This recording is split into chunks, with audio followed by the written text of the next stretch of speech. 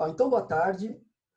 Eu sou o professor Rogério e eu estou com a turma de desenvolvimento de sistemas do primeiro semestre do curso técnico de redes, não, né? De desenvolvimento de sistemas do Senai de Jandira. E o objetivo da aula de hoje, turma, é trabalhar em cima da lista de exercício que eu passei para vocês sobre estruturas de repetição, sobre laços, né? Os laços for, laço while. E como que eu quero trabalhar hoje? Eu vou estar corrigindo alguns dos exercícios para que vocês tenham um norte. Sei que alguns alunos estão com dificuldades, alguns talvez tenham até travado, né? Então, eu vou estar mostrando a minha versão em relação à resolução dos problemas relacionados aos exercícios. O que é importante ressaltar é que cada aluno, cada programador, de acordo com a sua experiência, de acordo com a sua percepção, vai propor a resolução do problema de formas diferentes. Então, o código que eu criar, com certeza vai ser diferente do que muitos de vocês criarem, né? E nesse momento do curso, a gente não tem que se preocupar qual que é o melhor, qual que é o pior. A ideia aqui é que vocês realmente consigam fazer. Claro que no futuro, quando vocês tiverem mais experiência, vocês vão entrar num processo de otimização, de tentativa de melhorar o código que vocês fizeram. Eu mesmo, olhando para trás, quando eu pego os meus cadernos da minha faculdade, da minha graduação, e eu olho os programas da forma como eu fazia, eu falo, nossa, que tosco, né? Como que eu conseguia programar desse jeito, né? De uma forma tão básica. Só que, é claro, eu estou falando de coisa de 15 anos atrás, então a experiência vai ser fundamental para a gente, naturalmente, melhorar a qualidade dos nossos algoritmos, né? Claro que a experiência, a dedicação e também as aulas, né? Então, nessa aula aqui eu vou estar mostrando para vocês a minha forma de resolução de alguns dos problemas relacionados a essa lista de exercício. E aí eu vou começar pelo exercício 2. Isso porque eu já fiz o exercício 1, né? Já gravei uma videoaula, e até o colega Pedro, ele já falou, olha, já estou com uma certa dificuldade no 2, e então, vamos lá, vou por ele. Bom, vamos lá, o exercício 2 fala assim, olha, que é para vocês criarem um algoritmo, onde esse algoritmo vai apresentar uma tela em modo texto, que simule a autenticação no sistema. Então, imaginando que existe um sistema qualquer, né, e é necessário que o usuário faça a autenticação no sistema para poder utilizá-lo. Só que tem algumas situações que devem ser levadas em consideração, né?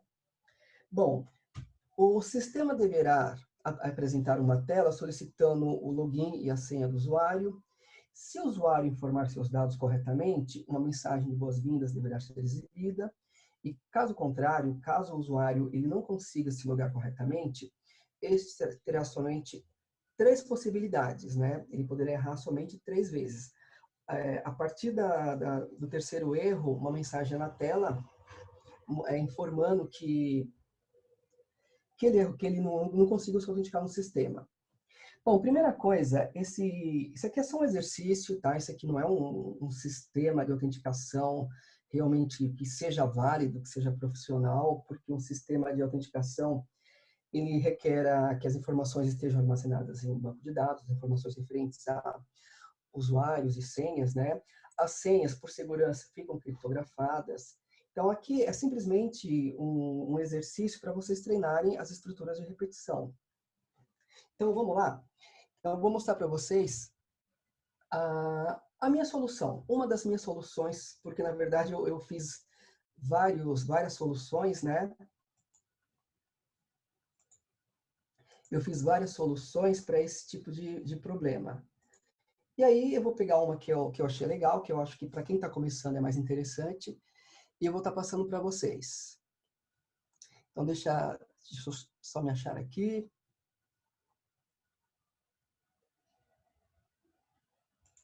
Tá. Então, turma, eu já estou com o Atom aberto aqui. Eu vou abrir um novo arquivo, né? Então, File, New File. Já vou dar um Save As, né? Para esse arquivo. Então, eu vou navegar até o diretório onde eu estou salvando todos os meus programas, né? Um diretório chamado de Java. E vou chamar esse nome, vou chamar esse arquivo, né? Vou nomeá-lo como login.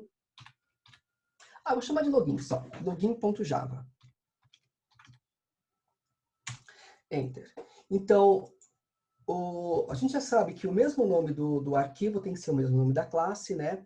Só que antes mesmo de representar a classe, eu sei que o meu programa ele vai ter que interagir com o usuário vai ter que informar o seu nome de login, a sua senha. Então, é necessário que o meu algoritmo faça a leitura do teclado. Então, eu já vou importar a classe scanner, né? Então, a partir do pacote java.util, eu já vou importar a classe scanner. Porque eu vou utilizar métodos dessa classe para poder fazer a leitura do que o usuário digitar. Bom, a partir daí, eu começo com a minha classe, chamada login, que é o nome do arquivo. Essa classe vai ter o método main.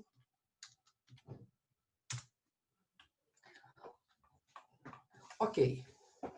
Bom, então eu já vou, logo de cara, já vou criar uma instância da classe scanner, né, um objeto do tipo scanner. Então, scanner. Vou chamar esse objeto de ler, igual a new scanner. E, entre parênteses, system.in. Então, eu já tenho o objeto do tipo scanner, que é o objeto ler. A partir de agora, eu posso utilizar qualquer método da classe scanner. Lembrando que a classe scanner disponibiliza métodos para leitura do teclado, né? Leitura do teclado e conversão de string literal para... Aliás, de string numérica para, de fato, um número de um determinado tipo de dado. E aí, turma, eu já vou criar duas variáveis, porque assim, o usuário ele precisa se autenticar ao sistema. Então, para ele se autenticar, é necessário que já exista previamente cadastrado as informações de cadastro desse usuário. Então, eu vou criar duas variáveis. Então, variáveis do tipo string. Então, string, eu vou chamar de login cadastro, a primeira. E essa variável login cadastro, vou botar aqui o S, eu vou guardar o nome que foi cadastrado pelo usuário para fazer a autenticação. É claro que, lembrando, isso aqui é só um programa de teste, é um programa de exemplo, né?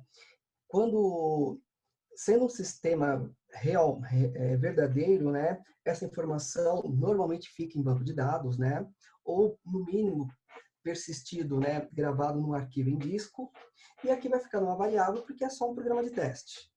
E aí eu já vou guardar nessa variável o nome que eu estou supondo que é o nome do usuário. Eu vou chamar esse usuário de Tux. Então, estou cadastrando o usuário Tux na variável login cadastro, e aí eu preciso de uma segunda variável para guardar a senha desse usuário.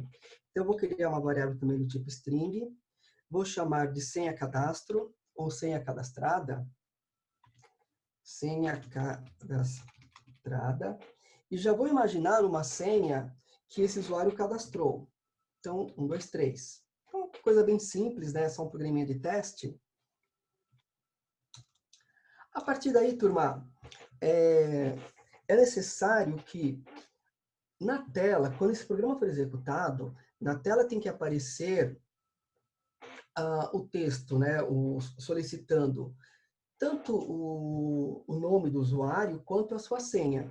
Então, eu já vou usar o System Out Println.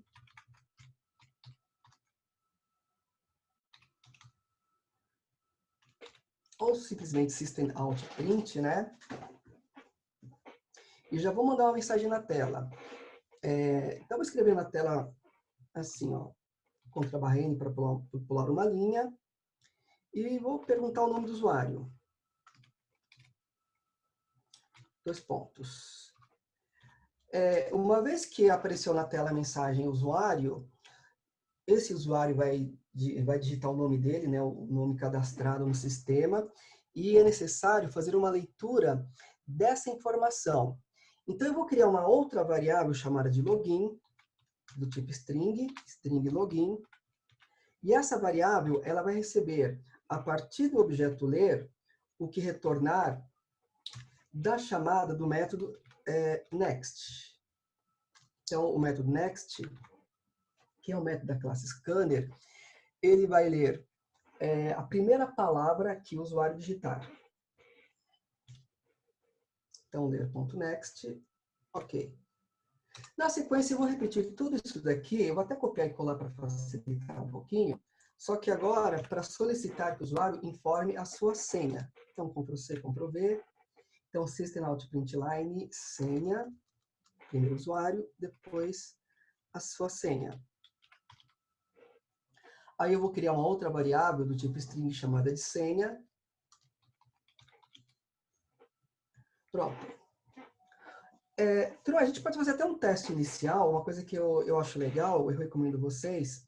Conforme vocês forem fazendo programas grandes, não que esse programa que seja um programa grande, né?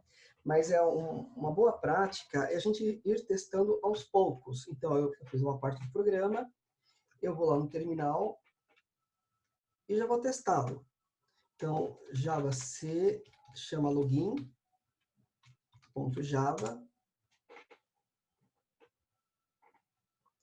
Então, isso é interessante para a gente minimizar um pouquinho os erros, né, os possíveis erros, e executando login. Na verdade, eu estou pegando um outro código. Deixa eu ver o que eu fiz aqui. Não sei se eu estou salvando no lugar certo. Até um Ctrl+C para cancelar aqui. Tá, eu estou no diretório aqui. Tá, progs Java. Deixa eu ver se pode ser que eu tenha salvado no lugar errado. Quer dizer, no outro diretório.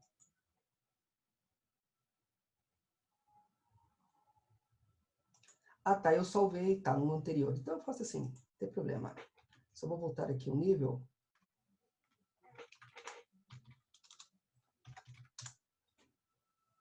Aí tá aqui o meu código, ó, login.java. Então, recompilando novamente, né, o arquivo do código fonte. E aí testando. Então, Java login. Tá, esse mesmo. Ó, usuário, ó, vou colocar qualquer usuário aqui. Tuck, senha, 1, 2, 3. Pronto. Então, eu sei que até aqui o meu programa está funcionando. E até aqui eu só coletei informações a respeito do usuário, do seu nome de login, né? E da sua senha. Agora, eu vou começar a entrar na parte de processamento em relação à questão de verificação se esse nome e se essa senha, elas estão corretas. Bom, a primeira coisa que eu preciso pensar é assim. O usuário, ele pode errar? Sim, ele pode errar. Mas ele pode errar só uma vez ou ele poderia errar muitas vezes? Sim, ele poderia errar até 3 vezes. Então, o meu código, ele vai ter que... vai ser necessário que haja uma repetição. Então, é necessário que informações sejam repetidas. Isso porque, caso o usuário erre uma vez, essa informação solicitando o seu nome e sua senha deverá ser repetida até no máximo 3 vezes. Ele poderia errar ele poderia até na terceira vez acertar. A partir da terceira vez que ele erre, aí não terá mais nenhuma possibilidade. Então, o que eu vou fazer? Eu vou até recortar tudo isso daqui, ó, vou dar um Ctrl X, porque eu vou colocar em locais diferentes. Então, eu sei que o meu código ele vai ter trechos que serão repetidos. Se alguns trechos serão repetidos, eu preciso pensar que eu preciso de uma estrutura que permita a repetição. E essas estruturas de repetição são os laços. Pode ser o laço for, pode ser o laço while. Aí, nesse caso, qual o laço que eu posso escolher? Na verdade, qualquer um dos dois, né, de acordo com o que a gente tenha em mente, o algoritmo que a gente esteja elaborando, qualquer um dos dois pode funcionar muito bem. Eu estou pensando da seguinte forma. Eu sei que precisa fazer uma contagem. e que essa contagem ela vai até 3 no máximo. Então, eu estou limitando a 3 o meu laço, porque o fato é que o exercício pede que seja limitado até 3. Então, eu vou optar por utilizar um laço for, mas se alguém utilizou o laço while, turma, não tem problema nenhum. Tá? O importante aqui é que a gente chegue nos resultados. Então, ó, eu vou entrar com o laço for, e dentro do laço for tem aquela expressão que é do laço for, que é dividida em 3, né? A primeira expressão de inicialização. Então, int i. Eu vou colocar essa variável igual a 1, porque eu quero que a contagem comece a partir do 1. Aí depois, expressão de teste, que é a expressão de controle. Eu vou testar se o conteúdo da variável i, eu quero fazer uma contagem de 1 a 3. Então, i é menor ou igual a 3. Então, se o i for 1, é verdadeiro, o teste é verdadeiro, 2 é verdadeiro, 3 é verdadeiro. Então, de 1 a 3, o teste é verdadeiro. Somente quando a variável i se tornar 4, é que esse teste vai se tornar, o teste aqui do for, né, vai ficar falso. Então, esse laço for, ele pode ser executado ele vai ser executado até 3 vezes, né? Aí, na sequência, que vem a atualização da variável i, né, que eu vou usar o incremento i++.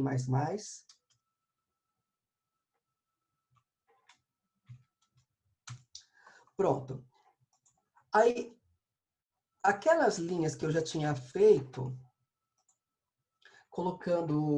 solicitando que o usuário informasse seu nome, sua senha, eu tinha copiado, né, levado para a área de transferência, então eu já vou Ctrl V, trazer de volta.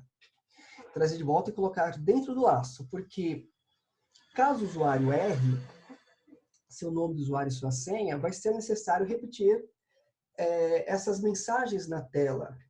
Então, para que essas informações sejam repetidas novamente, é necessário que elas estejam dentro de um laço.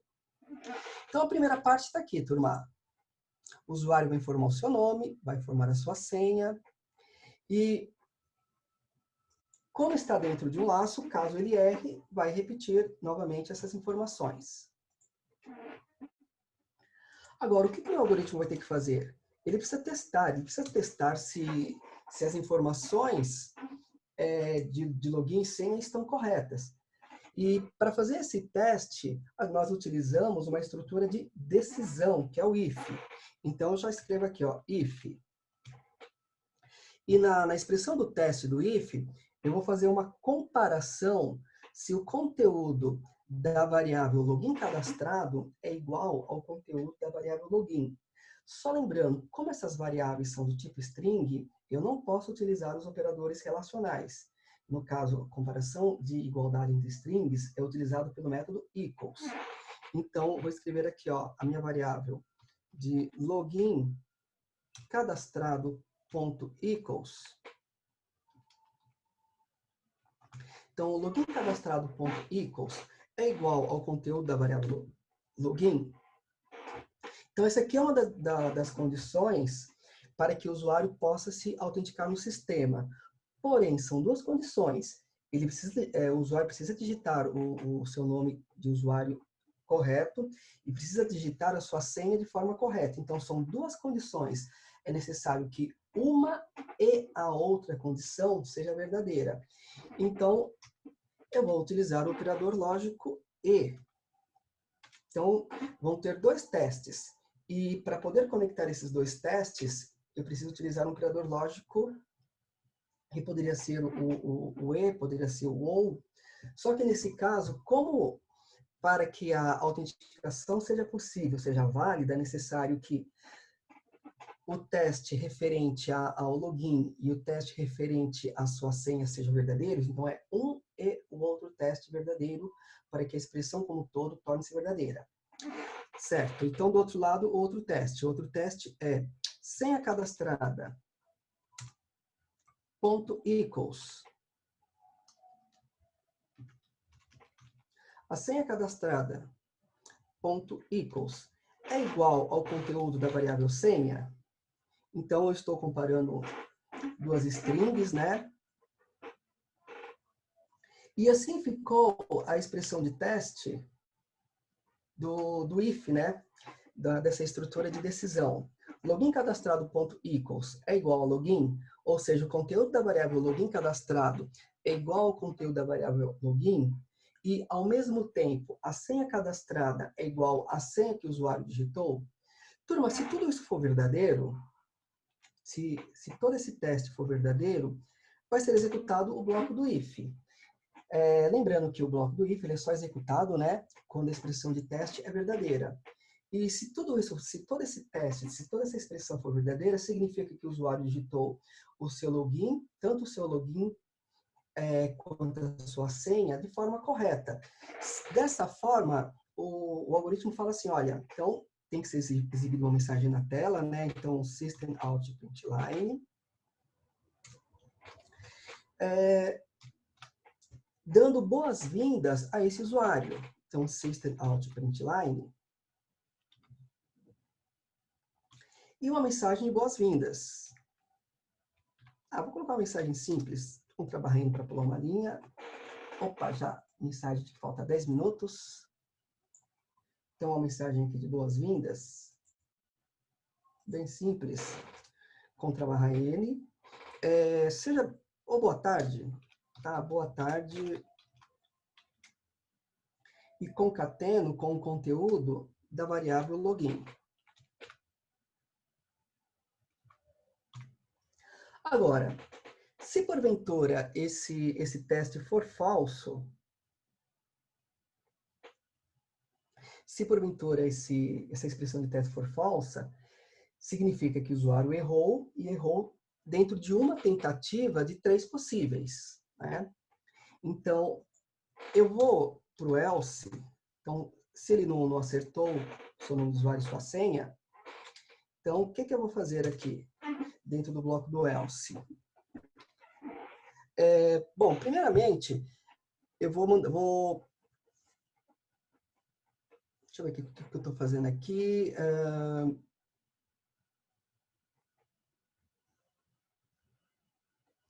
Tá, primeiramente, eu vou mudar uma mensagem na tela, indicando que o usuário ou a senha são inválidas, então system out println.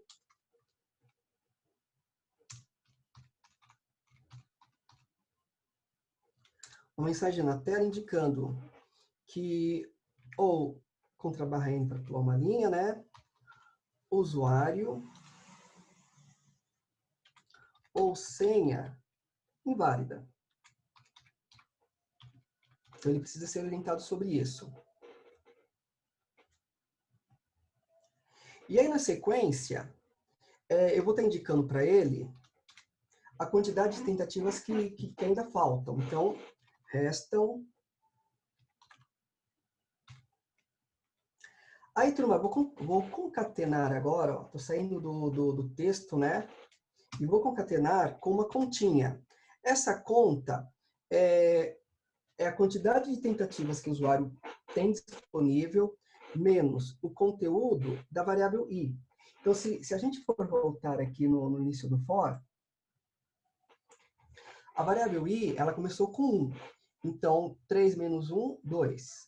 Então, vai aparecer uma mensagem na tela, ó, usuário senha inválida, restam 2 tentativas. Se o usuário errar de novo, vai ser repetido o bloco do else, né? E aparece novamente a mensagem, usuário ou senha inválida, restam 3 menos i tentativas. O i na segunda passagem vai valer 2. 3 menos 2, 1. Então, aparecerá a mensagem de resta uma tentativa. Então, foi assim que eu concebi essa forma de indicar para ele a quantidade de tentativas que ele ainda tem disponível. Então, deixa eu só finalizar aqui. Depois eu... só tem uma situação, uma coisa aqui que é importante vocês saberem. Se eu deixar desse jeito aqui, ó, esse mais, eu sei que não é uma soma, eu sei que é um operador de concatenação. E se eu coloco aqui 3 menos i, o sistema ele não permite que eu represente dessa maneira.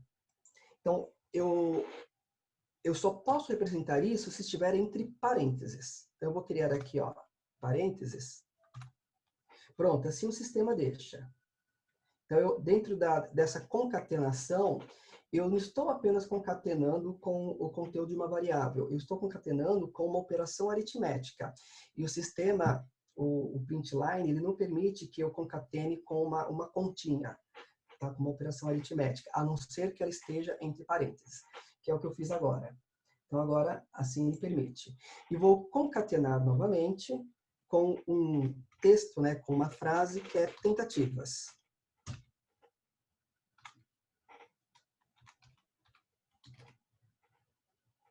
E contra-barra N para pular uma linha. Pronto. Então, o meu código ele ainda não está pronto, né? Do jeito que ele está aqui, ele ainda não está funcionando, não vai funcionar direito.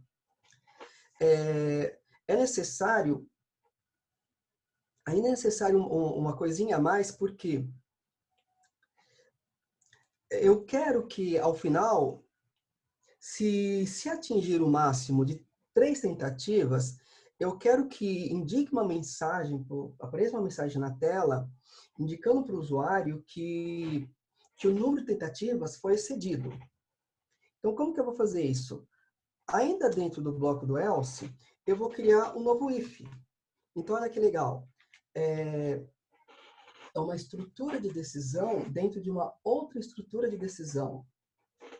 Então, vou criar dentro do else um novo if para fazer um novo teste. E nesse novo teste, eu vou escrever assim, ó, if, se o conteúdo da variável i for igual a 3, isso porque quando a variável i chegar a 3, significa que o usuário ele excedeu a quantidade de tentativas. Eu sei que o laço for, por si só, ele já vai cair fora. Mas eu quero mandar uma mensagem na tela indicando que esse usuário, orientando ele que, de fato, ele excedeu, eu preciso que ele saiba que ele excedeu a quantidade de tentativas e é por isso que o sistema de autenticação foi finalizado. Então, vou mandar uma mensagem na tela assim, ó, system.out.println,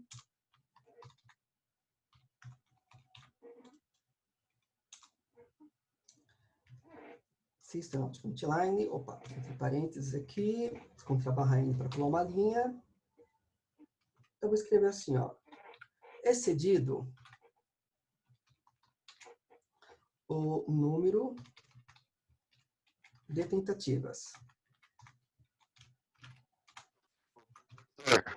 Contra-barra N para pular uma linha também. Pronto, turma. É assim que eu concebi a resolução desse problema. A sala de aula do Zoom vai terminar daqui a alguns minutinhos, mas eu acho que dá para a gente testar, né? Então, estou salvando. Ô, professor. Ctrl S, né? Vou lá no terminal de novo. Vou recompilar o meu código. Pedro, eu sei que você levantou a mão, mas espera só um pouquinho que a sala vai estar acabando, tá? Daqui a alguns minutinhos já vai até encerrar. Então, só para a gente fazer um teste rápido, e assim que voltar, eu já converso com você, tá? Então, anota aí a tua dúvida, a tua pergunta, que eu já respondo, tá? Beleza. Assim que a gente testar aqui. Eu só quero testar para vocês, para mostrar que... Quer dizer, para a gente verificar se de fato o nosso programa está funcionando, né? O meu programa está funcionando, a minha versão. Então, ó, usuário, eu vou chamar de Tux. Aí eu vou errar, ó, 1, 2, 3, 4, 5, 6. Aí apareceu a mensagem, usuário sem inválida, restam 2 tentativas. Então, legal, tentar de novo me autenticar no sistema. Vou errar novamente, 1, 2, 3, 4, 5. Usuário sem inválida, resta 1 tentativa. E vou errar novamente, só para testar aqui, ó, 1, 2. Então, apareceu a mensagem, usuário sem inválida, resta 0 tentativas. Isso aqui eu não gostei, eu acho que não fica legal essa mensagem que aparece aqui no final, depois eu vou até mexer um pouquinho nesse código. Mas o importante é que essa tela de autenticação ela foi finalizada e foi mostrada uma mensagem para o usuário indicando que ele excedeu o número de tentativas. Então, turma, esse aqui foi assim que eu concebi esse programa, embora dá para fazer muitas mudanças, muitas melhorias nele. Vou até testar de novo aqui, ó. Só que agora eu vou errar uma vez e vou acertar na próxima. Ó. Tux, eu vou errar. Senha 1, 2, errei. Agora eu vou acertar. Tux, senha 1, 2, 3. Olha lá, conforme acertou, apareceu a mensagem boa tarde, Tux. Só que, ó, olha só, o programa não tá bom não, porque era para como o nosso sistema ele não vai fazer mais nada, uma vez que a autenticação foi finalizada, ele deveria encerrar.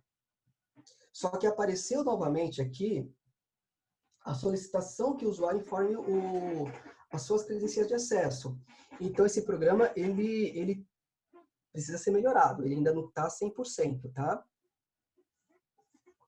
Mas, de qualquer forma, assim, já é uma pequena pincelada, né, de como dá para resolver esse problema. Então, eu vou aproveitar esse tempinho que ainda falta. Eu acho que coisa de 1 ou 2 minutos a sala já vai encerrar e já vou trazer as melhorias para o meu sistema. Então, eu vou até cancelar a execução do sistema, vou forçar o com Ctrl C.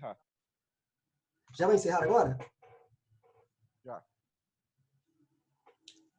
Então vou fazer assim, turma. Eu vou parar. Eu vou parar, já abro uma nova sala de aula. Aí na nova sala de aula, eu a gente já conversa sobre as dúvidas, né? Aí eu faço. Continuando aqui, turma. Então, quando eu testei o código, pareceu uma coisa meio sinistra, né? Quer dizer, na verdade não é sinistro, foi um erro meu. O usuário, quando ele consegue informar o seu nome de login e sua senha correta, era para aparecer uma mensagem de boas-vindas, e apareceu aqui a mensagem de boa tarde, né? Porém, o programa, ele continua em execução. Então, isso não está legal, isso está errado. Então, vamos verificar o que está acontecendo. Eu vou até cancelar aqui a execução, vou forçar com Ctrl C, e vou voltar no meu código. Então, aqui, turma, voltando no código, olha só. Então, aqui dentro do if, né, tem a expressão de teste do if, e quando essa expressão de teste ela é verdadeira, significa que tanto o nome de usuário quanto a senha foram escritas, né, de forma correta. Aí o programa aqui, no caso o programa, né, dentro do bloco do if, tem uma mensagem de boas-vindas, né, um sistema de printline indicando boa tarde para o usuário. E o que acontece? Como tudo isso daqui está inserido dentro de um laço for, o laço for ele continua em execução. Ele vai continuar em execução e vai para a segunda passagem. Então, é isso que está acontecendo. Então, numa situação como essa, dentro desse nosso exemplo aqui de exercício, o que seria o ideal? Como esse sistema de cadastro, ou esse sistema, na verdade, que necessita de autenticação, ele não existe, né? É só uma simulação para teste, para exercício. O ideal nesse momento é que o programa ele encerre, ele pare de funcionar. E para isso, então, uma vez que o usuário ele se autenticou no sistema, apareceu na tela mensagem de boas-vindas, a gente pode ou usar o break, o comando break, para fazer com que o laço for ele seja quebrado, ele se encerre, né? E uma vez que o laço for encerrado, não tem mais nada por baixo, né? Aqui no final do código. Então, uma vez que o laço for encerrado, o fluxo de processamento de dados ele vai continuar a partir da finalização do bloco do laço for. Só que o que tem na finalização é simplesmente a chave de fechamento do método main e a chave de fechamento da classe e o programa encerra. Então, uma das possibilidades é a gente utilizar o comando break, e uma outra possibilidade que eu não ensinei para vocês, mas que eu vou falar agora, é forçar o encerramento do programa. Então, se eu quero forçar que o programa encerre a partir daquele ponto, eu posso utilizar o método exit, o método exit, que é da classe system. Então, como que eu escrevo? É system.exit. Só que eu coloco como argumento do método exit, dentro do parênteses, o 0. Então, esse system.exit 0 significa que eu quero que o programa ele seja finalizado exatamente aqui, nesse momento. Então, é uma outra possibilidade também que é válida. Tudo bem? Então, esse system.exit é algo novo, não tinha falado. Então, recapitulando, o break, ele quebra o laço. Então, se eu usar o break aqui, ele vai quebrar o laço for. Para esse exemplo, funciona, vai funcionar direitinho. Mas uma outra possibilidade, se eu quero, além de quebrar o laço, né, na verdade, nem falo quebrar o laço, se eu quero encerrar o programa a partir daquele ponto, uma outra possibilidade é o system.exit, tendo como argumento o 0, ou seja, fazer uma chamada ao método exit, passando como argumento 0, sendo que esse método exit pertence à classe system. Também vai funcionar, também funciona aqui do mesmo jeito, em ambos os casos, tudo bem? Então, nesse caso aqui, eu vou optar pelo break mesmo,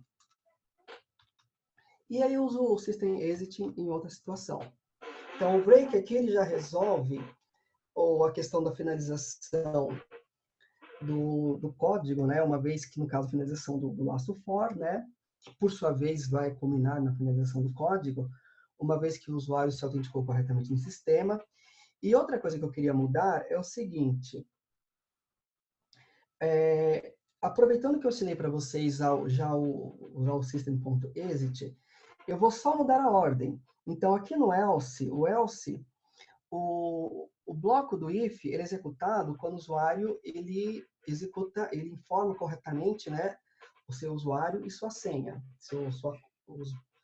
o seu nome de usuário e sua senha. E o bloco do else é executado quando o usuário erra.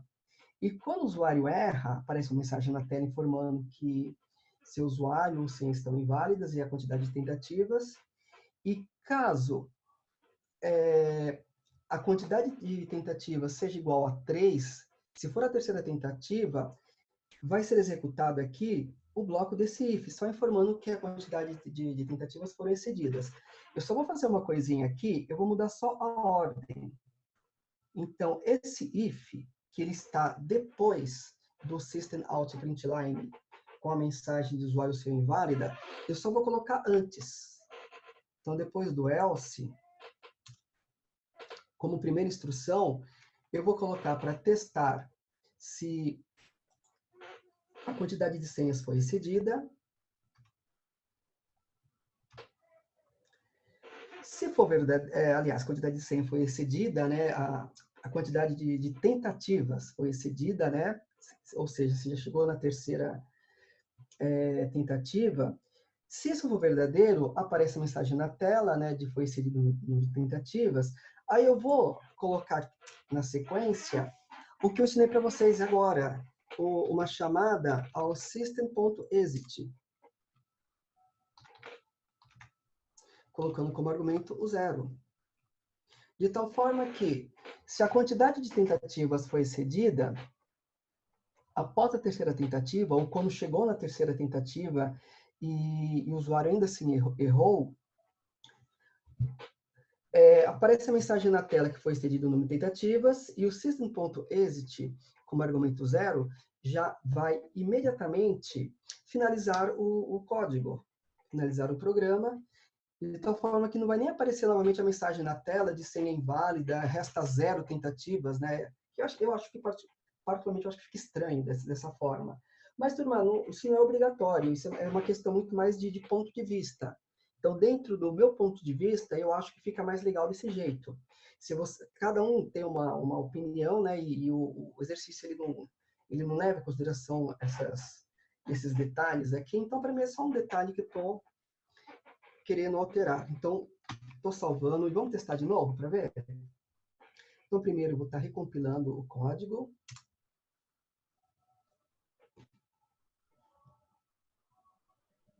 E na sequência, executando. Então, só aguardando aqui o final da compilação. Pronto, foi.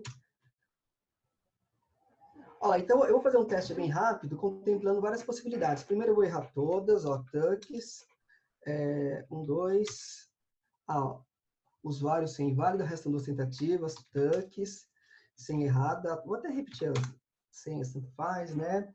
Errou, tucks, e uma senha aqui, tá. Olha só como apareceu aqui, ó, excedido o número de tentativas, e não apareceu a mensagem de que resta 0 tentativas, que eu queria eliminar e eu não gostei daquela mensagem. Vou voltar a executar, só que agora eu vou errar na primeira, aliás, eu vou errar nas duas primeiras e acertar só na última. Então, primeira tentativa, eu vou errar, senha 1, 2. Segunda tentativa, eu vou errar de novo, senha aqui 678, e agora eu vou acertar. Tux e a senha 123. Olha só, apareceu a mensagem de boas-vindas, né? O boa tarde, Tux. E o programa encerrou. Então, era isso que eu queria consertar, né, em relação ao que eu tinha feito anteriormente. Galera, então, essa é a minha proposta de resolução para esse exercício. É claro que dá para fazer de formas diferentes. Eu até no GitHub, lá o que eu coloquei, eu acho que está diferente disso daqui. Então, para mim, o que é importante é que vocês entendam essa minha solução, tá? Se vocês fizeram uma solução diferente, mas que funcione do jeito que o exercício pede, parabéns, está ótimo. Se não, se ficou alguma dúvida, vocês podem utilizar as minhas dicas, né? Alguns detalhes de como eu fiz para complementar o de vocês. E esse é o primeiro exercício. Alguém quer perguntar alguma coisa? Fazer algum comentário? Senão eu vou para o segundo já, na sequência. Tá, então vamos lá. Claro que vocês podem perguntar depois. Então eu vou lá para o próximo. Então eu já fiz aqui o primeiro, que no caso é o segundo, né? Eu vou fazer esse daqui. Eu não sei quanto eu vou conseguir fazer hoje, mas eu vou fazer o 3 primeiro. Eu vou fazer na sequência. Então eu faço o 3, depois eu faço o 4, né? Então o exercício 3 é aquele que pede para que a gente crie um algoritmo para cálculo da potência de uma base e de um expoente qualquer que seja inteiro positivo. Como de fato, né, é muito comum a gente trabalhar com potência. Só um detalhe, não é para utilizar o método POU da classe MEF, isso a gente já sabe fazer, a gente já usou, né? A ideia aqui é implementar o método POU, é pensar como que ele é implementado lá dentro da classe MEF. Aí tem algumas observações. Eu gostaria que esse programa, que vocês conseguissem fazer um programa, que conseguisse calcular de uma forma correta quanto que é 10 elevado a 10, que é esses 10 bilhões aqui. E outra coisa importante, né, é a questão da convenção do expoente zero. Então, foi convencionado que o expoente zero, toda base com expoente zero é igual a 1. Então, vamos seguir essa convenção. Então, vamos fazer um algoritmo que respeite essa convenção. Então, vamos lá, sem perder tempo, né? Já vou criar aqui um novo arquivo no Atom, File, New File. Já vou dar um Save As. Salvar como potência.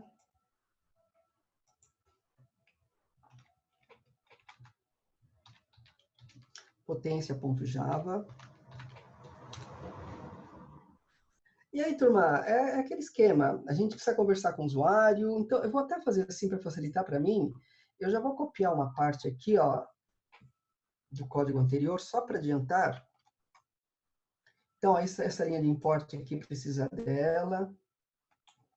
Então, já vou copiar para cá. Já vou criar minha classe. Então, classe potência. Abre e fecha parênteses. O método main. Aí, lá no método main, a gente precisa criar uma instância da classe scanner. Já está aqui, ó, vou até copiar também para facilitar. Copiar do outro exercício.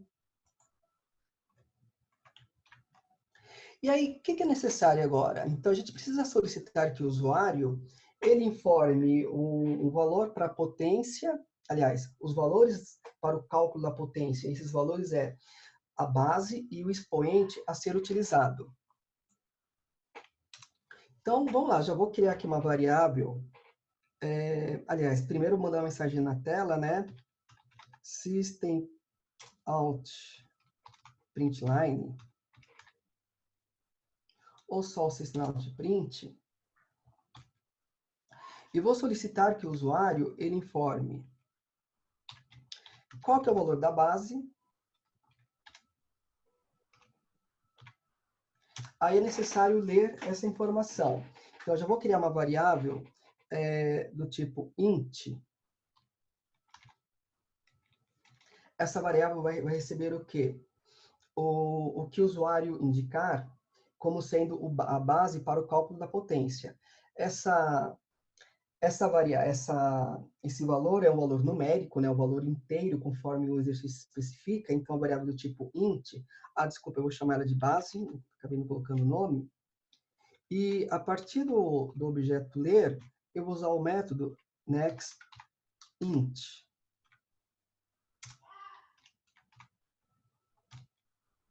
Então, dessa forma, já vai ser lido o que o usuário digitar e convertido para número inteiro. E aqui eu vou repetir essas duas linhas agora para o expoente. Então, Ctrl+C, Ctrl+V.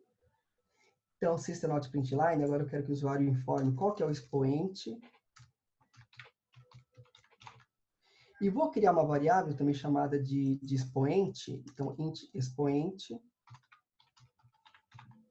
que recebe o que retornar do método nextInt a partir do objeto ler. Galera, agora tem algumas coisas a se levar em consideração. Primeiramente, todo código que a gente fizer sempre poderá ser melhorado. Então, a gente pode fazer um código que no primeiro momento pareça ser muito bom, só que esse código sempre vai poder receber uma melhoria que naquele momento a gente não enxerga aquela melhoria. Eu não vou me preocupar com essa questão do que pode ser melhor. Então, como o exercício é um exercício, a proposta desses exercícios é que vocês treinem o conhecimento adquirido sobre estruturas de repetição, eu não vou me preocupar muito com as questões de melhoria. Por exemplo, validação. A gente poderia estar validando, porque pede que os números sejam positivos, sejam inteiros. A gente poderia validar se esses números são inteiros. Se não fosse inteiro, a gente podia cair fora, aliás, positivo, né? A gente poderia estar validando, na verdade, as duas validações, mas a questão de validação de tipo de dado eu não ensinei vocês ainda, né? Mas a questão de ser positivo significa o quê? Ser maior do que zero, a gente poderia estar validando isso também, né? Mas eu não vou me preocupar com isso nesse momento, eu vou me preocupar em fazer um código simples, funcional, que atenda à proposta do exercício. E que, no caso, é a proposta do conhecimento sobre estrutura de repetição. Mas a gente sempre tem que pensar que esse código pode ser melhorado, pode e deve ser melhorado em um segundo momento. Então, vamos lá, dando sequência aqui, como que eu vou fazer esse meu exercício?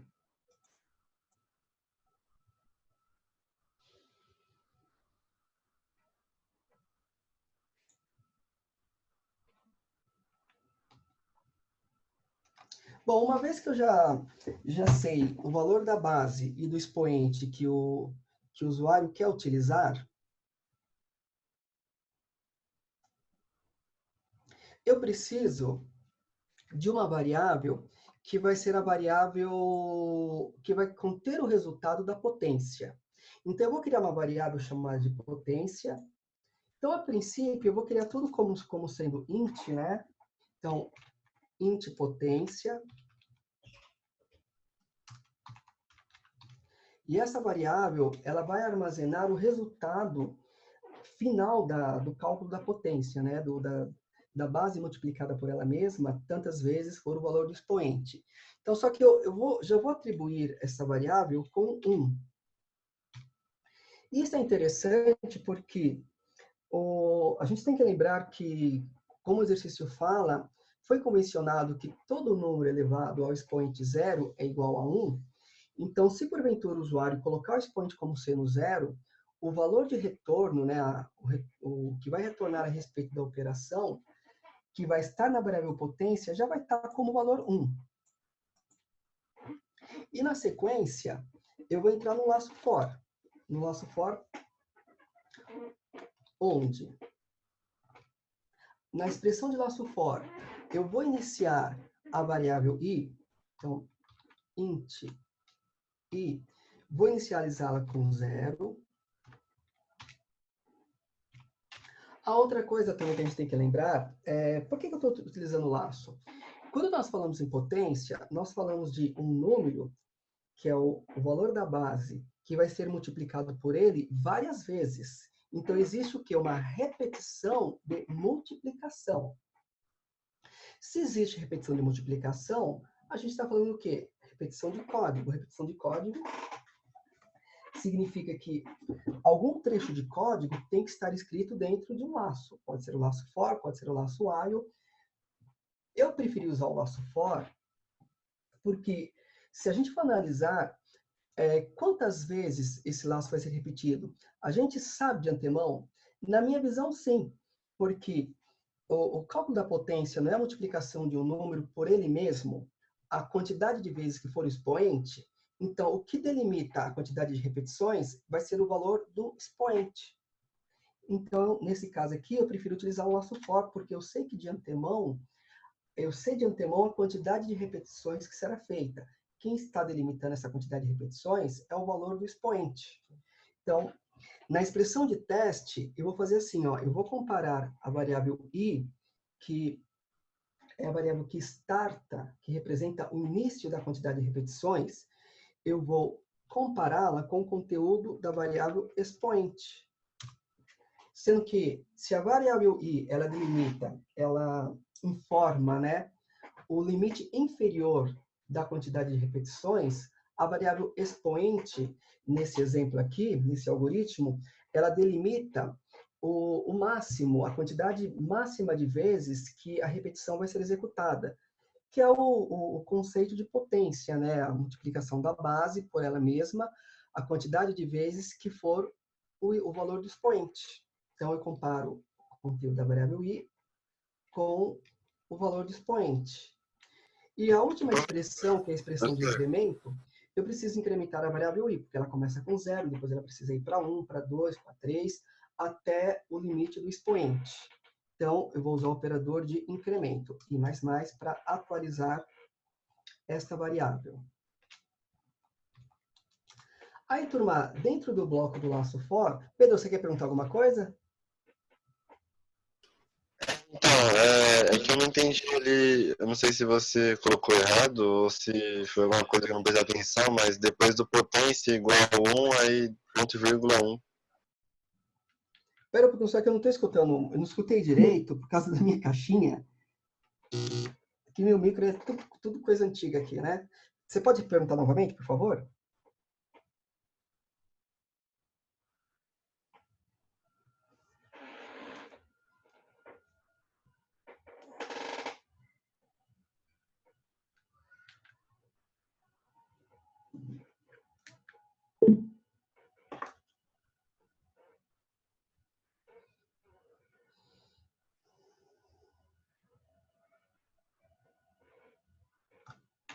Alô? Ah, Pedro, desculpa, eu não ouvi nada, porque o falha técnica meu. Eu entendi agora. Você perguntou por que da linha 11, né? Na linha 11 eu coloquei, ó, potência é igual a 1,1, porque eu errei, tá bom? Então esse aqui foi um erro que eu nem percebi. Eu achei que tinha algum motivo. Não, não tem motivo. Na verdade, isso é um erro, tá? Isso não existia isso, tá? Sem querer, eu acabei digitando a mais ali e nem tinha percebido. Tá, então, continuando aqui. Então, o que eu quero que seja repetido? O que vai dentro do bloco do laço for? Aí eu vou pensar assim, qual que é o conceito de potência mesmo? Não é repetir a base multiplicando o seu valor por ele mesmo, a quantidade de vezes que for o expoente. Então, o expoente ele já está aqui, ó. Ele já está servindo como delimitador superior da quantidade de contagens. Então, se eu quero multiplicar a base por ela mesma, eu tenho que pensar, sim, que esse valor que está sendo multiplicado, ele tem que ser armazenado em algum lugar. Então, eu vou pegar a variável potência, que já existe, já foi criada aqui na linha 11, e vou fazer com que essa variável receba o seu valor, que nesse primeiro momento é 1, multiplicado pelo valor da base. Então, olha o que vai acontecer. O valor da base vai ser multiplicado pelo valor da variável potência, que na primeira passagem é 1. Então, supondo que a base seja, vamos supor uma suposição bem simples, a base seja 2, então vai pegar o valor 2, vai multiplicar por 1, vai guardar em potência. Ou seja, o valor da potência, da variável potência que começou como 1, agora vai para 2, que é o mesmo valor da base. E aí, na sequência, se enquanto esse laço ficar repetindo, vai pegar o valor da base, que nesse meu exemplo da segunda passagem é 2, e vai multiplicar pela base de novo, que é 2. 2 vezes 2 é 4, guarda na variável potência. Na segunda passagem, pega esse 4, na próxima, terceira passagem, pega esse 4 e multiplica pelo número da base, que é 2. 4 vezes 2, 8. Então, observe que dessa forma, nós estamos implementando essa lógica da potência, que é a multiplicação do valor da base pelo seu próprio valor, a quantidade de vezes que o expoente determinar. Galera, eu espero que isso tenha ficado claro para vocês, tá?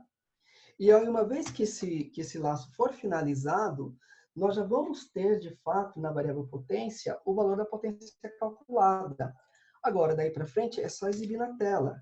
Então, para exibir na tela, só que é claro que a exibição na tela é quando encerrar o laço. Então, uma vez que o laço ainda estiver em execução, significa que não chegou-se ao valor de fato da potência, que se está em etapas intermediárias. Uma vez que o laço for finalizado, dentro da variável potência, já vai ter calculado a potência da base pelo expoente.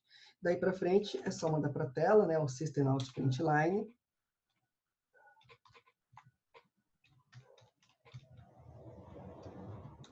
E aí eu vou escrever uma coisa assim. Vou pular uma linha, né, contra a barra N. Aí eu vou concatenar com o conteúdo da variável base. Vou concatenar com o texto. Esse texto vai ser o acento circunflexo, né, porque na computação, a gente, embora o Java ele não represente dessa forma, né, mas na programação é comum representar a potência pelo acento circunflexo. E aí eu concateno de novo com o valor da variável armazenada, o valor da variável expoente, né, o número armazenado na variável expoente. Aí eu concateno de novo com o texto, que é o igual.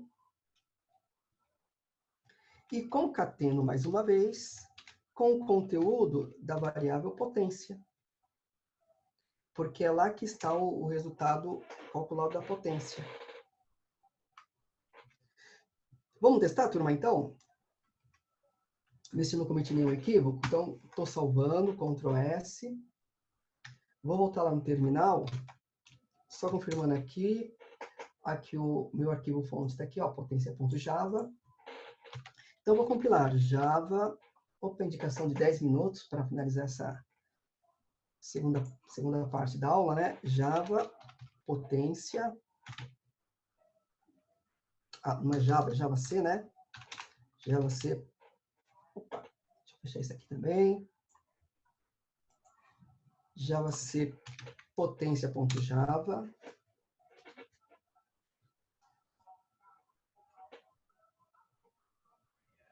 E aí, testando.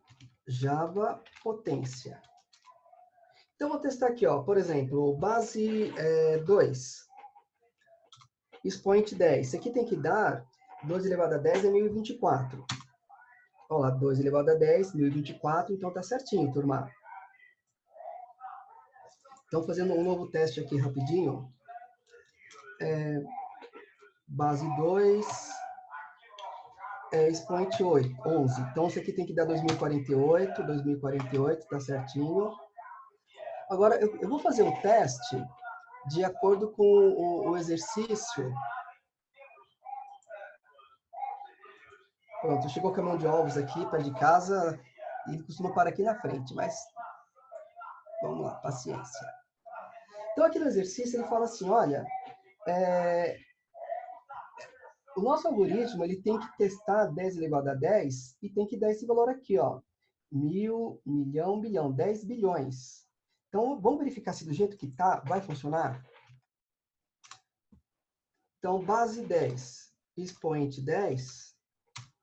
Olha o resultado que saiu, turminha. Tinha que sair, ó, 10 bilhões, ó, mas saiu um número bem diferente, né?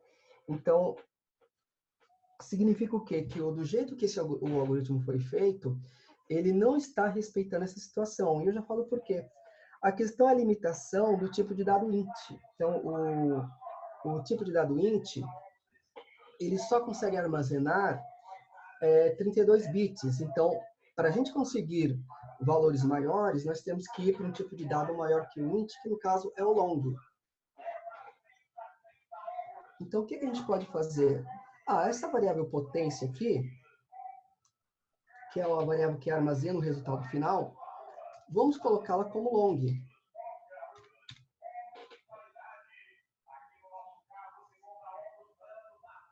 Eu acho que só isso aqui já resolve. Ó. Então, testando de novo aqui. Recompilando.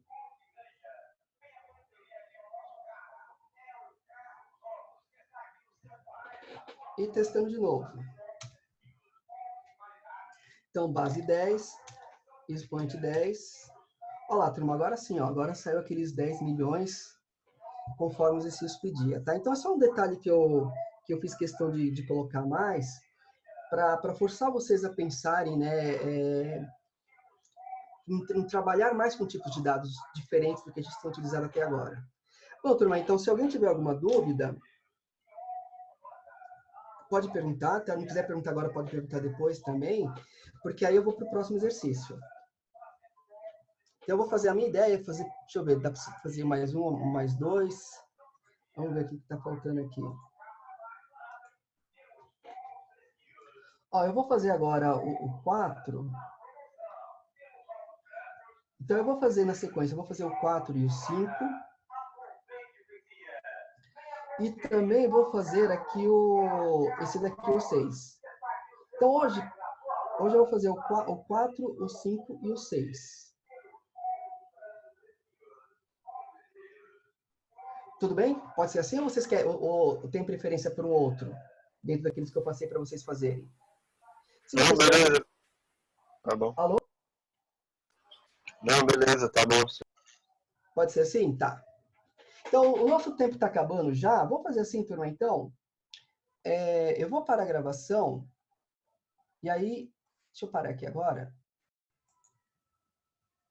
Seguindo a lista de exercícios, então, vamos lá para o 4.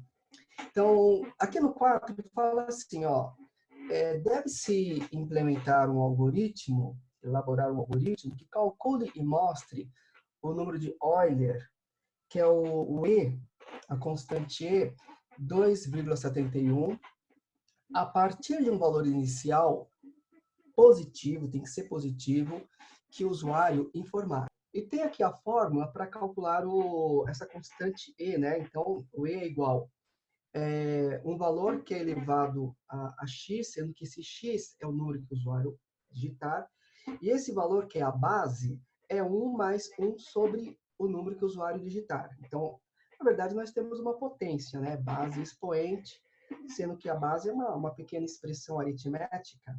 Então, vamos lá implementar isso daqui? Então, abrindo aqui novamente o Atom.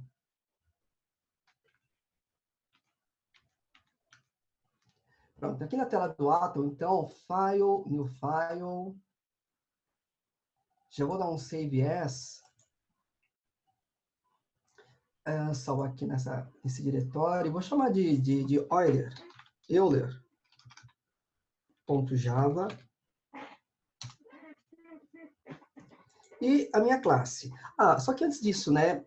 Como vai ter uma interação com o usuário, eu preciso utilizar métodos da classe Scanner. Então, para facilitar, turma, eu vou até copiar aqui, ó, esse import. Então, copio aqui, já colo. Aí a minha classe, chamada de Euler, matemático suíço, o método main. Como vai ser necessário criar uma instância da classe Scanner, já vou criar essa instância aqui. Pronto, ó, já adiantei bastante aqui o meu código. E aí, turma, próximo passo, eu preciso que o usuário digite, preciso informá-lo para digitar o valor inicial para jogar na fórmula, né, para o cálculo da constante E. Então, mensagem na tela, system.out.println, ou somente o print, né? Então, eu vou escrever de uma forma bem simples. Informe o... Então, informe ou digite, né? Vou colocar aqui, ó, digite um número inteiro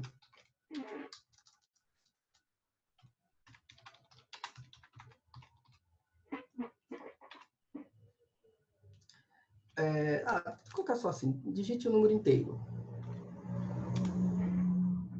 A colocar inteiro positivo. Então, para deixar bem claro que é um número inteiro, e esse número inteiro tem que ser maior do que 0, né? Certo. Bom, uma vez feito isso, eu vou criar uma variável. Eu vou chamar essa variável de x mesmo. Então, vou colocar como double. Aliás, double não, né? Se eu estou pedindo um valor inteiro, não pode ser double. Vou colocar int. Então, int. Vou chamar de x mesmo, igual a ler.nextInt. Pronto. Então, o valor inteiro positivo que o usuário digitar,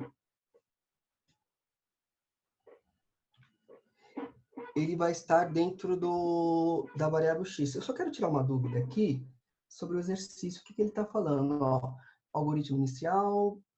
Tá, então é um valor inicial positivo. Então, aliás, na verdade, o exercício fala que na verdade não precisa ser um valor inteiro, pode ser decimal.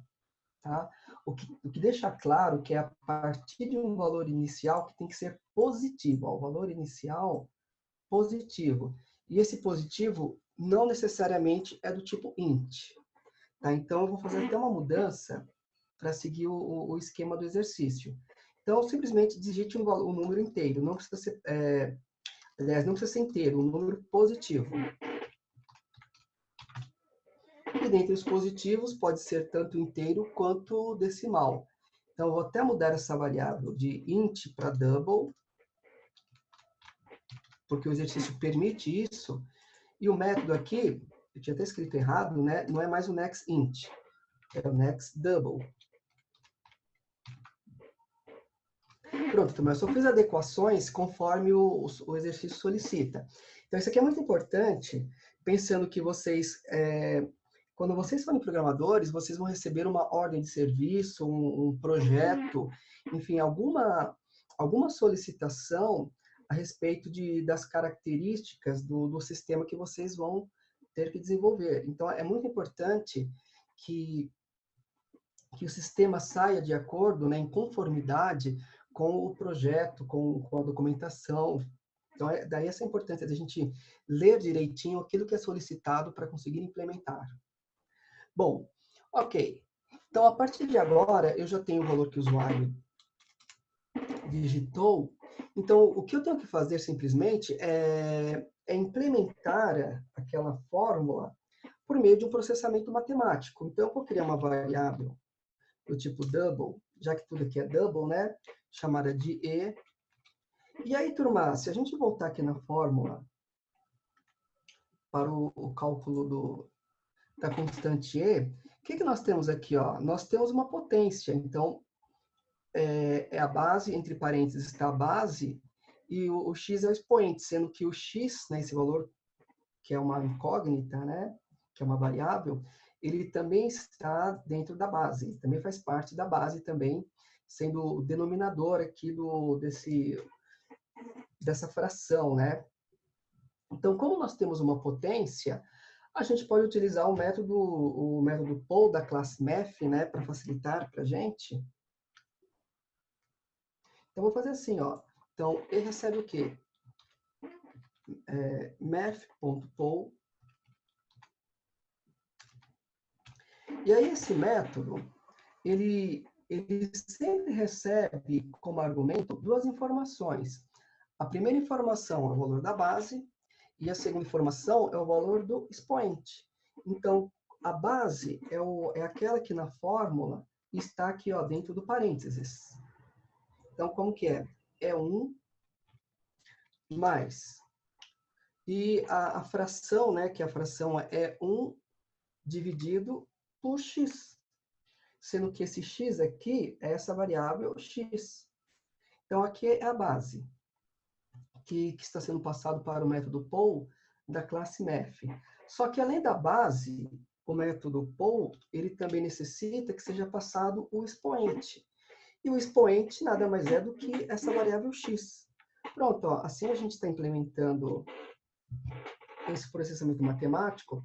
E outra coisa interessante também que a gente está respeitando aqui é que o método poll, ele sempre retorna um valor do tipo double.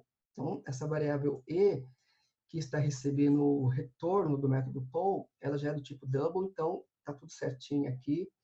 Claro, então esse exercício aqui não tem nada de laço, né? Pelo menos a esse ponto aqui, não tem nada de repetição. É só para fazer essa implementação e mudar o valor para a tela. Então, deixa eu aproveitar e já dar um system out println para exibir na tela. E eu vou exibir da seguinte forma. Então, vou colocar aqui, ó, Ctrl+N para pular uma linha. E vou colocar que o valor de E, da constante E, é igual ao que estiver armazenado, né, concateno, com o valor armazenado na variável chamada de E também. Pronto, e vamos testar rapidinho? Então, salvando aqui o código, voltando aqui para o terminal, e Java-C, né, Java Compiler, compilando o nosso código-fonte. E uma vez compilado, a gente já testa. Então, testando rapidinho, agora é só Java, Euler, Enter. Aí o programa pergunta, ó, digite um número positivo. Ó, vou digitar, sei lá, um número qualquer. Pronto. E a resposta está aqui, ó. Então, E é igual a 2,71. Então, tá legal. De fato, isso aqui funciona, né?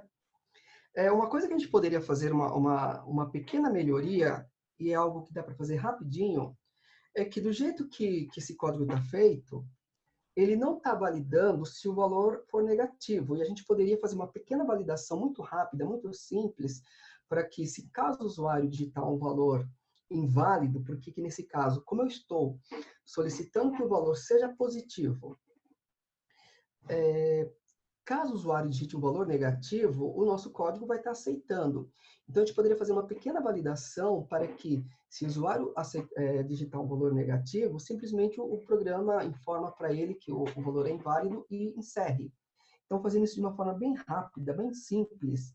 Então, tá aqui, ó, uma vez que o valor digitado pelo usuário foi lido, eu vou digitar assim, ó, if, para testar. E eu quero testar se o conteúdo da variável x ele é negativo. Como que eu consigo fazer isso? Na verdade, não só negativo, porque tem que ser positivo. E o positivo dá a entender que tem que ser maior do que zero. E, de fato, tem que ser maior do que zero, porque aqui na fórmula, o denominador da fração, né, que é essa variável aqui, ela não pode ser igual a zero, porque não existe divisão por zero, né? Isso aqui daria erro. Então, a gente precisa garantir que o usuário nunca digite não só o número negativo, como nunca digite o zero. Tem que ser valores positivos. Então, se o x for menor ou igual a zero, então, se esse teste aqui for verdadeiro, significa que o usuário ele digitou um valor não positivo, ou seja, um valor não válido. Então, só vou mandar uma mensagem na tela indicando isso, ó, system.out.println, escrever assim, ó, de uma forma bem simples, valor inválido,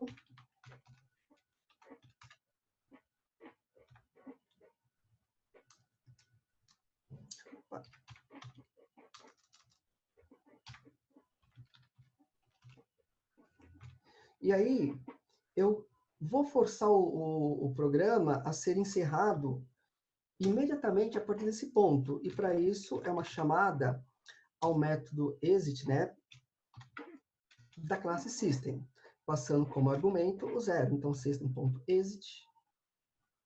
Então, turma, de uma forma bem simples, bem rápida, nós fizemos uma pequena validação para garantir que no nosso código só vai ser feito o processamento matemático se o valor que o usuário digitou de fato for positivo. Então, vamos testar bem rápido isso daqui.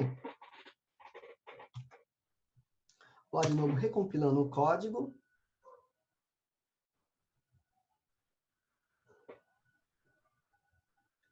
E assim que tiver compilado, a gente já testa. Ó, testando. E eu vou testar com valores inválidos. Então, digite o número positivo, 0. Ó, valor inválido, o programa não faz nada. Testando de novo, valor positivo. Menos 5, valor inválido e o código não é executado. Agora, digitando um valor positivo, por exemplo, 100, vai ser calculado, né, vai ser feito o processamento matemático e vai chegar ao valor da constante E, que nesse caso ele não chega a 2,71, né, mas vai chegar a um valor próximo. Bom, então dessa forma aqui, eu fiz o exercício 4. Aí o exercício 5, ele é uma continuação desse exercício, porque no 4 não tem a necessidade de utilizar uma estrutura de repetição, mas no 5 vai ter, porque no 5 fala assim, ó, em relação, aliás, em seguida, deve ser incrementado esse valor inicial, então é uma continuação. O valor inicial que o usuário digitou, que ele informou, deve ser incrementado, e lembrando que incrementar é somar 1, e repetido o processo, quantas vezes este indicar. Este é o usuário. Então, para essa segunda versão, o usuário, além de informar o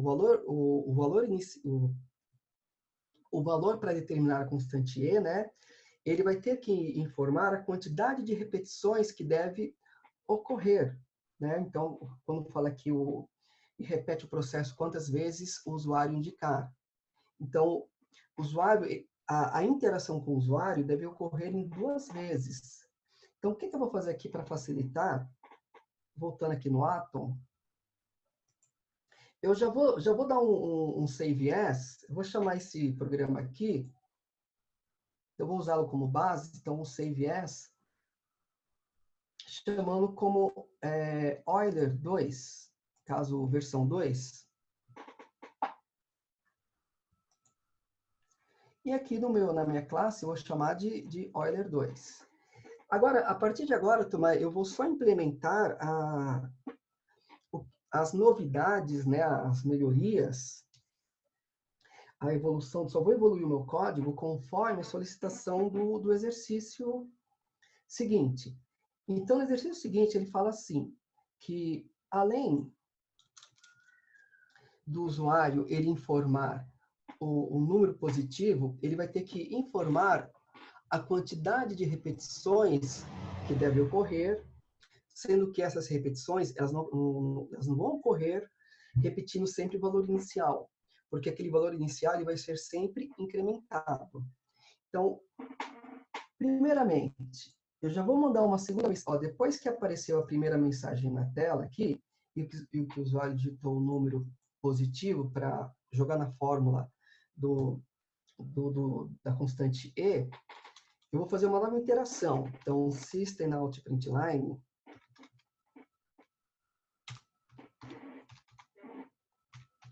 ou simplesmente system.out.print, e vou solicitar que o usuário informe a quantidade de repetições.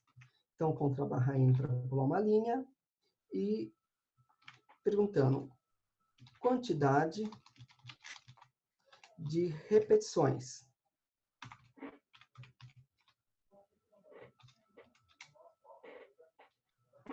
A partir daí, o usuário já foi orientado, aí ele vai estar digitando, né, um número que tem que ser inteiro. Quando a gente fala quantidade de repetições, sempre é um número inteiro. Então, eu vou criar uma variável do tipo int, chamada de quantidade. Eu vou abreviando aqui, ó, QTDE, né, fica mais tranquilo. Então, int QTDE vai receber o quê? A partir do objeto ler, o que retornar da chamada do método nextInt. Então, é feita uma chamada do método nextInt, né? Que vai ler o teclado, o valor que for lido vai estar convertendo para inteiro, e esse valor guardado na variável quantidade.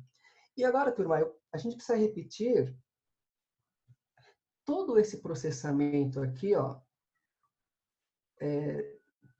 processamento matemático, né? Então, esse teste de validação não precisa repetir, né? Então, depois do teste de validação, todo esse processamento matemático que está ocorrendo aqui na linha 16, por meio do método POU, ele tem que ser repetido, exibido na tela, e na sequência incrementado o valor inicial, que o valor inicial é o valor armazenado na variável x.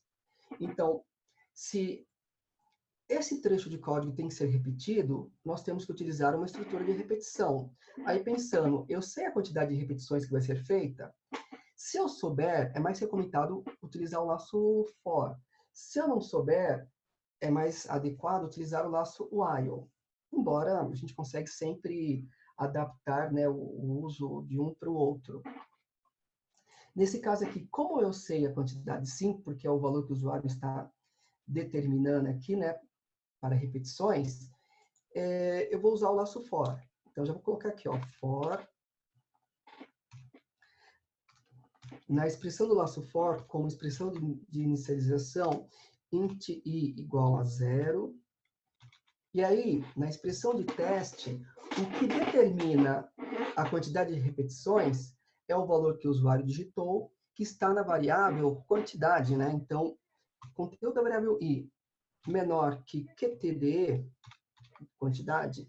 Então, se o valor da variável i, ou enquanto o valor da variável i for menor que o valor armazenado na variável quantidade, o laço continua sendo repetido. E aí, a última expressão, que é a expressão de atualização, eu vou colocar um incremento, i++. Já abro e fecho as chaves, né, para delimitar o bloco do for. E aí, turma, eu vou copiar todas essas duas linhas aqui, ó, para dentro, vou copiar, vou recortar, né, recortar e colar dentro do bloco do for. Só vou fazer alguns ajustes aqui. Bom, o primeiro ajuste que eu vou fazer é assim. Essa variável chamada de e, né, do tipo double, eu posso deixar ela dentro do laço for, como posso deixá-la fora, né? Então, eu vou fazer assim, eu vou até preferir, nesse caso aqui, declará-la do lado de fora, do laço for. Já vou colocar um valor qualquer para ela, um valor inicial, que eu sei que depois vai ser subscrito, né? E aqui, uma vez que a variável ela foi criada do lado de fora do laço for, eu só vou utilizá-la. Ela já existe, então, vou colocar que a variável e recebe o que retornar da chamada do método POU, passando como base 1 mais 1 sobre x, passando como expoente, né, o valor da variável x. Aí, na sequência, exibe na tela. E o que o exercício fala é que, até voltando aqui para o exercício, aqui, o pronunciado dele, fala que, ó, em seguida deve ser incrementado esse valor inicial. Então, o valor que o usuário indicou inicialmente para ser usado na fórmula, né, da constante e, deve ser incrementado. Então, incrementado significa o quê? Somar 1. Então, primeiramente, o primeiro cálculo vai ser com o número que o usuário indicou. Uma vez que esse cálculo já foi feito, o valor resultado exibido na tela, eu simplesmente vou incrementar a variável x. E uma forma bem simples de incrementar é utilizando o operador de incremento. Então, x mais mais. E aí, turma, na sequência, olha só, chave de fechamento do laço for.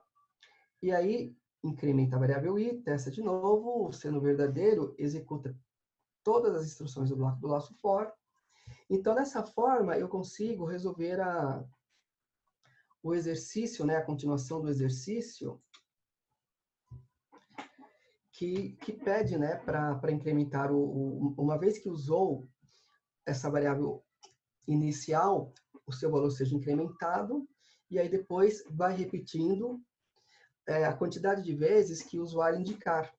Só vou fazer uma coisinha para dar uma percepção um pouquinho melhor, né, na verdade, é que aqui quando for exibido na tela, vai ser exibido o valor calculado, né, da constante e, só que aí eu quero que apareça na frente o número da linha. Então, o que eu vou fazer para que apareça o número da linha? Então, de uma forma bem simples, vou fazer até assim, ó, vou mudar essa variável i de 0 para 1, e aqui i igual, ou melhor, i menor que quantidade, não, vou colocar i menor ou igual. Porque assim a variável i ela vai ser uma variável contadora, vai começar com 1, ir para 2, 3, assim por diante. E aqui no println, eu vou exibir na tela, vou fazer assim, ó, contra barra N para pular uma linha, eu gosto sempre de pular uma linha, aí eu concateno com o conteúdo da variável i, essa variável está fazendo uma contagem, né? Começando pelo 1, aí depois, vou tirar o contrabarra N daqui, depois aparece, eu concateno de novo com o texto, né, que é o e igual, e concateno mais uma vez com o conteúdo da variável e. Então, esse aqui é só um recurso que eu acho que fica mais legal, né, para aparecer a numeração da linha na tela.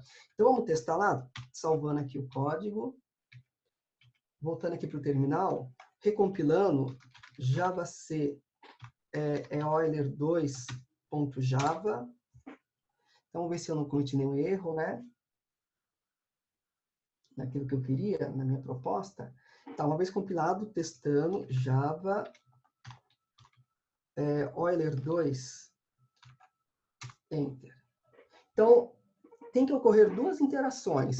A primeira solicitando um número positivo, vou colocar aqui ó, o número 1. Depois a quantidade de repetições, eu vou colocar 5 repetições. Enter.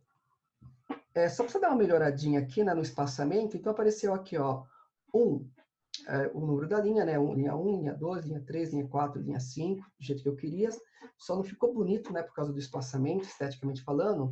E aparece aqui, ó, e igual a 2, e igual a 2,25, 2,37. Então, como eu comecei com o valor inicial 1, não vai chegar ainda ao valor da constante, que é o 2,71, mas vai cada vez se aproximar mais.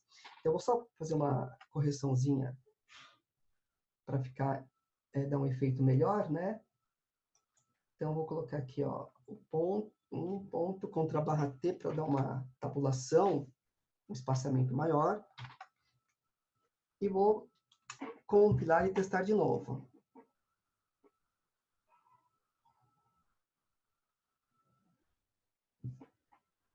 Então, testando. Então, número positivo, vou começar com o número maior, como 1000. Quantidade de repetições, agora eu quero que se repita 10 vezes. Então, olha lá como ficou. Ó. Então, a numeração das linhas, o exercício não pede isso, mas eu achei legal colocar, né? Vou mostrar para vocês. E já aparece que E igual a 2,71. E o interessante é observar que depois do segundo algarismo decimal, os valores eles tendem a mudar. Né? Observando aqui no final, 63, 17, 27. Então, tá. Então, de fato, eu consegui, né, implementar aquilo que o exercício pedia. Turma, então esse daqui é o exercício 5, né, a implementação dele. Alguém quer perguntar alguma coisa? Alguém está com alguma dúvida? Se não quiser falar agora, pode falar depois também, pode perguntar depois. Então, para finalizar hoje, eu vou passar para esse exercício 6 aqui, que esse exercício aqui é um exercício que eu acho ele é legal, né? Ele é legal para a gente perceber as possibilidades que a gente consegue ter em modo texto. Só que, por outro lado, ele é muito ruim, esse exercício, porque ele não tem nada de muito técnico, né? Ele é muito artesanal, tem muito tentativas e erros. Claro que eu quis passar esse exercício dessa forma, nesse primeiro momento para vocês, porque mais para frente, quando nós entrarmos em métodos da classe Scanner, eu vou mostrar para vocês formas de melhorar, né, esse exercício. Então, vamos lá. Então, o exercício vocês falam assim, olha, deve-se elaborar um algoritmo que vai exibir na tela a frase desenvolvimento de sistemas, turma DSMT, sendo que essa frase ela tem que estar centralizada, conforme está o desenho aqui, né, e emoldurada. Para a moldura, deve ser usado o caractere Unicode. Isso aqui eu já falei ontem, né? Expliquei em outras aulas eu falei de tabela ASCII, tabela Unicode, de codificação, que é o caractere Unicode contra a barra U 2588. Então, esse aqui é o código de um caractere Unicode, que é uma barrinha. Então, na aula de ontem eu já expliquei isso daqui. Para facilitar para mim, eu vou até copiar esse código aqui, ó, essa linha aqui, e já vou lá para o Atom. Então, turma, aqui no Atom, já vou criar um novo arquivo. Já vou dar um Save As, salvar como. E vou chamar esse arquivo aqui, nem sei como chamar isso daqui. Vou chamar de frase... frase na moldura. Pronto, já achei aqui. Vou chamar de frase na moldura. Um nome que eu achei interessante. Ok, então... Já começa aqui, ó, com a minha classe. O nome dela é frase na moldura. Foi assim que eu salvei. Preciso do método main. Tá, e lá no método main, mais 10 minutinhos para acabar a aula.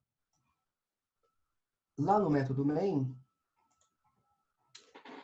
eu já vou colar o trecho de código nessas duas linhas que eu peguei lá do exercício. Então, simplesmente, nessa primeira linha aqui, que é a linha 4, está sendo declarada uma variável chamada de ch, sendo que essa variável é do tipo char.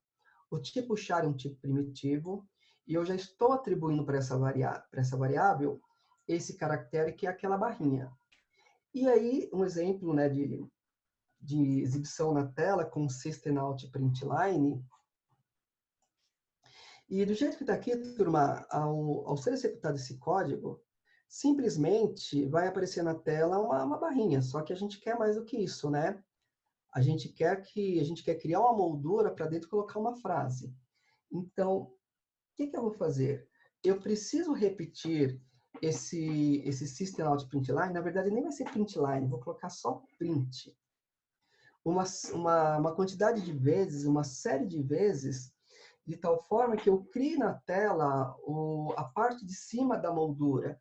Então, se eu falo repetir, eu estou falando de laços, né? Estrutura de repetição. Pode ser o laço for, pode ser o laço while. Eu vou continuar usando o laço for. Então, eu vou fazer assim, ó, for int i igual a 0, que é a expressão de inserção do for. E vou fazer, ó, i menor. E vou pegar um valor o valor numérico, uma constante, que eu acho que se eu repetir essa quantidade de vezes, vai gerar uma barra que preencha toda a tela. Vou colocar um valor qualquer aqui, ó, inicial 80. Então, lembrando que eu falei, esse código aqui, ele é um código muito artesanal, ele é muito de tentativas e erros, então não é um código legal. Mas futuramente eu vou mostrar como a gente consegue ter um controle sobre esse código que até o momento a gente não vai ter, e eu vou mostrar para vocês o porquê isso. E aí, dentro do bloco desse laço for, eu vou recortar aqui esse systemout.print e vou colocar aqui dentro do bloco, né, do corpo do laço for. E vamos testar esse código aqui. Então, é o frase na moldura.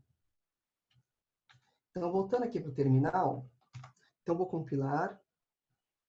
Só verificar se eu salvei aqui mesmo. É aqui mesmo. Então, compilando, Java C frase na moldura.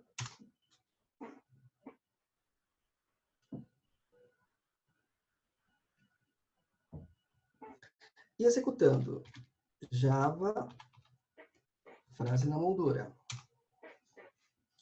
Olha lá, turma, então, ó, aquela barrinha, né, aquele caractere Unicode, ele foi exibido na tela e repetido essa exibição várias e várias vezes. Só que isso aqui tem um grande problema, que de acordo com o tamanho da fonte que eu esteja utilizando no terminal, vai dar uma diferença. Eu vou até mostrar para vocês, eu vou diminuir o tamanho do meu terminal. Olha, observem que essa barra aqui, ela ela toma proporções menores, né? E se eu aumento muito, se eu aumentar o tamanho do terminal, ela também, executando de novo, ela vai pegando a linha de baixo, né, da tela. Então, esse não é um programa, não é o tipo do programa muito legal, né? Mas aqui simplesmente é só um teste, como eu mencionei para vocês. Esse daqui é só um teste para a gente estudar a estrutura de repetição. Mas futuramente eu vou mostrar como a gente consegue melhorar esse código aqui. Então, eu vou deixar um tamanho de tela que eu acho que seja mais ou menos interessante. Até para me facilitar um pouquinho.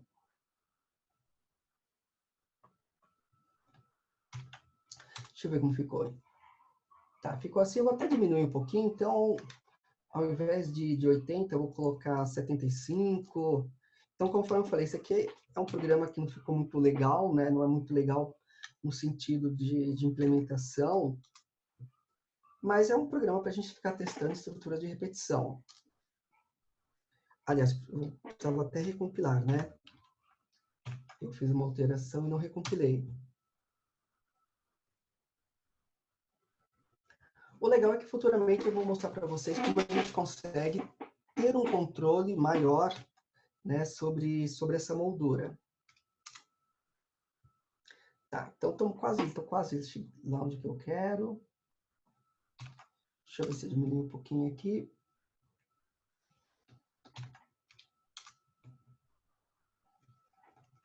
Não, não ficou bom ainda.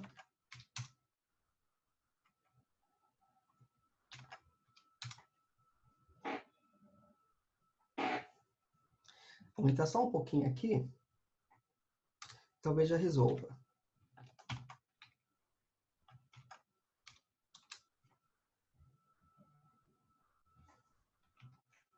Então, desculpa, precisa recompilar, né? Eu acabo esquecendo disso.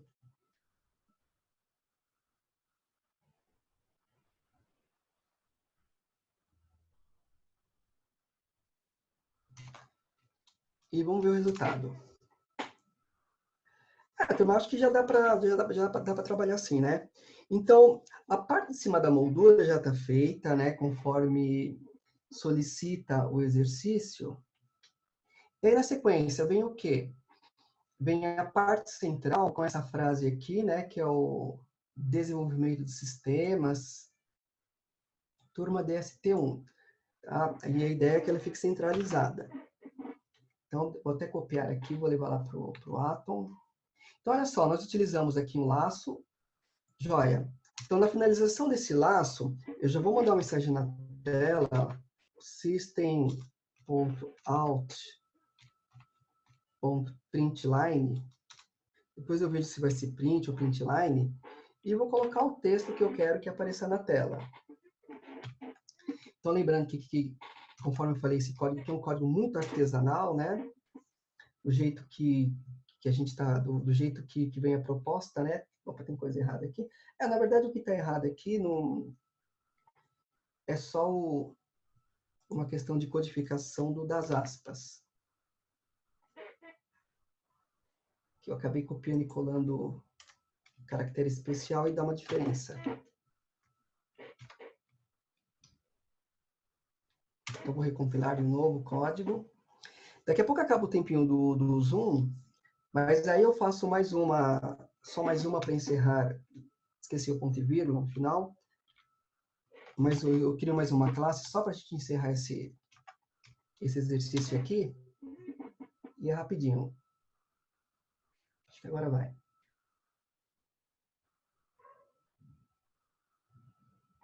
Olha lá, estamos executando. Então, já está ficando com a carinha do que o exercício pede. O que precisa fazer agora é só um deslocamento, né? Para que essa frase ela fique mais ou menos centralizada. Então, eu vou fazer assim, eu vou fazer de uma forma bem simples, colocando contra/T, lembrando que o contra/T é para tabulação, né? Para fazer a tabulação, o caractere especial de tabulação.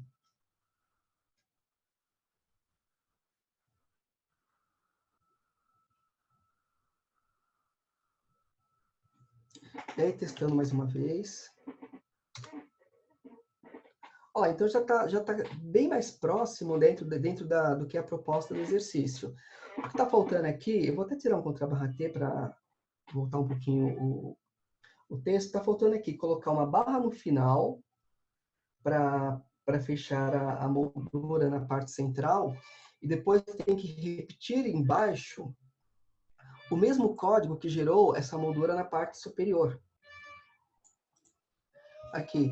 Então, basicamente essa é a ideia desse exercício. Não é um exercício nada de grandioso, né? Na verdade, ele é até um pouquinho chato, porque a gente tem que ficar usando tentativas e erros, mas o objetivo aqui é aprender a utilizar a estrutura de repetição.